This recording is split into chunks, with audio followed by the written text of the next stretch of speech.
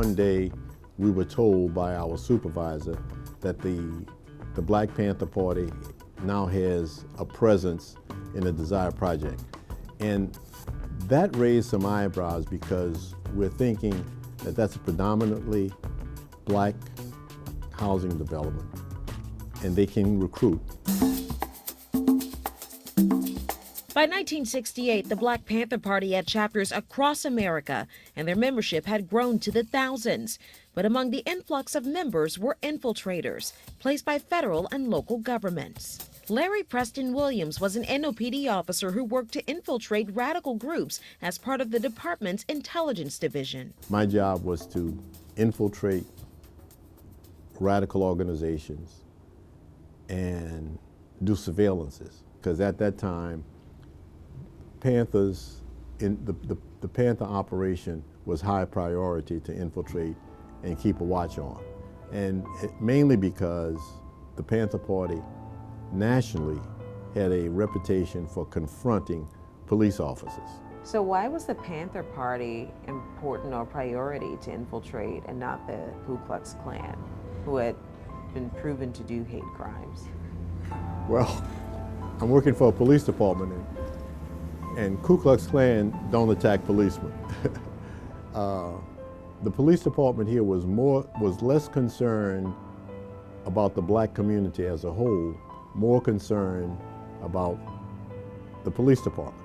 In other words, if there's a group that's likely to attack police officers, that got our undivided attention. Williams was a police officer who had to face two fronts, being both black and blue, leaving him conflicted over the Panthers' arrival. Did you at some point recognize or at least sympathize with the Panthers during that time? I understood their program.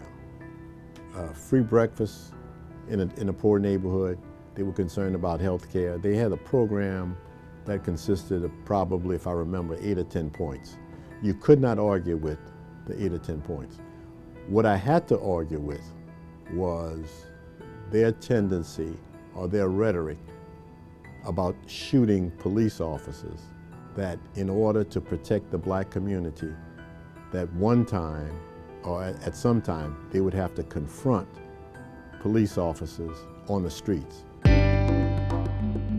And that confrontation, the first one at least, would come sooner rather than later. The Panthers had been infiltrated by two undercover officers, Melvin Howard and Israel Fields. But according to the Panthers, their infiltrators were outed long before the initial confrontation with police. You were infiltrated by the NOPD with two officers. How did that happen, and did you have any suspicions about them when they joined you? Well, most of us knew that they was police. If there wasn't police, we knew that they were snitches or rats. But we knew that this was the tactic that was being used around the country. When did you confirm, or what incident happened that confirmed that those two were officers? Who confirmed it to us was some kids. And the kids that seen them knew them from seeing them at Tulane and Broad. Mm-hmm.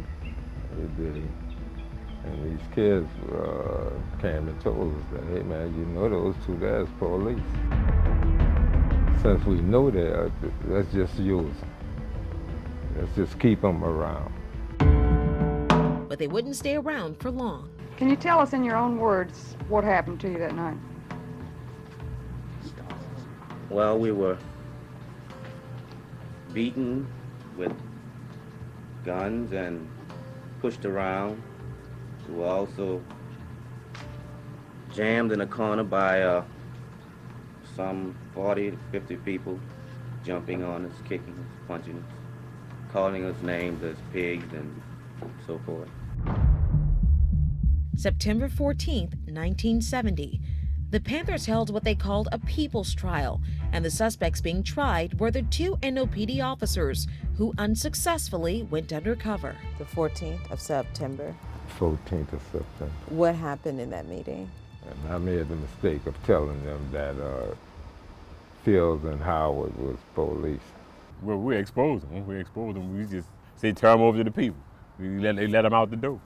And he went out the door. The people had him, you know. And Melvin Howard jumped over the rail and got away. But Israel Field, the people caught him in the street and beat him. Yeah. And he ended up going running in the farmer's store, and they came and got him out of that. Were you sure that you were going to be killed if you did not get away? Well, I felt sure that I'd be killed if I laid there and played dead instead of trying to run. Israel Fields has since passed away, and Melvin Howard, who is still in law enforcement, couldn't be reached for this report. This is Fields' account of what happened during the people's trial. And the people were talking about dealing with some pigs. So they took us both and they stood us in the middle of the floor and began asking the people if they thought we were pigs. Well, they said no one would be recognized unless you raised your hand. But if we raised our hand and we said something, we were cut off. We weren't permitted to continue because we were hit upside the head with a pot.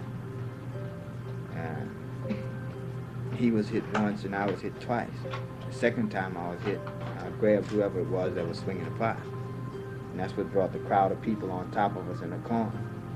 They began kicking us and stomping us. Most of them were people in off of the streets and from that area and from other areas in the city. Were they Black Panthers? Some claim to be. The party itself did not touch them. We gave them back to where they come from, the masses. Just days before Fields and Howard were outed, the Landry administration met with the newly appointed police chief, Clarence Geruso, after Clarence Broussard, a neighborhood grocer and owner of the building the Panthers were currently occupying, moved to have them evicted. And the black owner came to me and told me these people were occupying his house. So I told him to go get an eviction notice from the court, which he did. This gave the city and Chief Geruso what they needed to move forward. Tension was mounting. I got a call that night from a member of the party who said, we're going to be in some trouble. We found out about undercover agents, and the cops are going to vamp. That was the lingo of the time. And What's that? vamp? Yeah. Vamp meant a raid, an early morning raid in which people often got killed, but somebody always got arrested. The Black Panther Party was named the Black Panther Party for self-defense. And one of the party principles that we understood perfectly was that they would defend themselves if attacked. And so they were prepared to do that. September 15th, 1970. Well, we was out on the porch talking with Liz Hodges' mother. She was trying to get Liz out the house.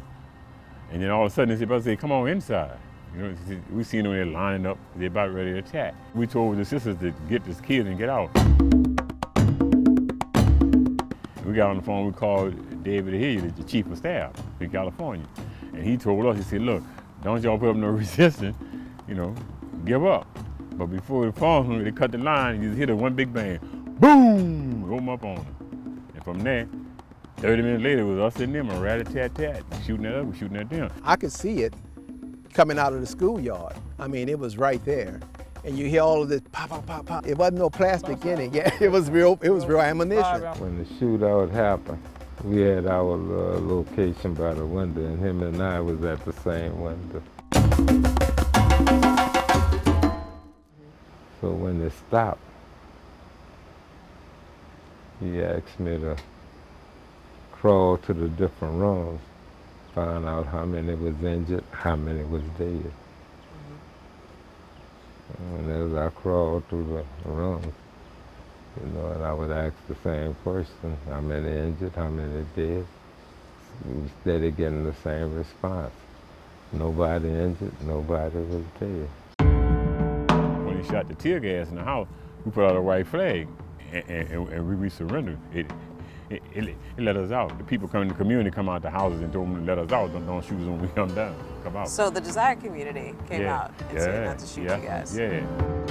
Malik, Ronald, and 10 other NCCF members inside the house were taken out and arrested. They were brought to the Orleans Parish Prison. We went from there to court and then to death row. all in one day. What you've been hearing on the news have been a bunch of lies, false propaganda, totally unfounded and just not true. The people just wouldn't buy some of the militancy that they were trying to sell. The community deal with informers here, not us, and that the policemen, the pigs, fired upon our building. First, we only returned the fire to protect ourselves. The Desire Project was 100% behind us. The people love us, and the people were out here. Well, there are no community causes for it, and I think this should be made quite clear. This isn't a local group of individuals who are simply disenchanted with the services. This is not a civil rights uprising. This is not a racial incident. The shootout would be a wide awakening for the Landrieu administration, who, up until this point, had avoided violent civil unrest in the midst of the social justice uprising. But the confrontation was far from over. Next on the story behind the standoff.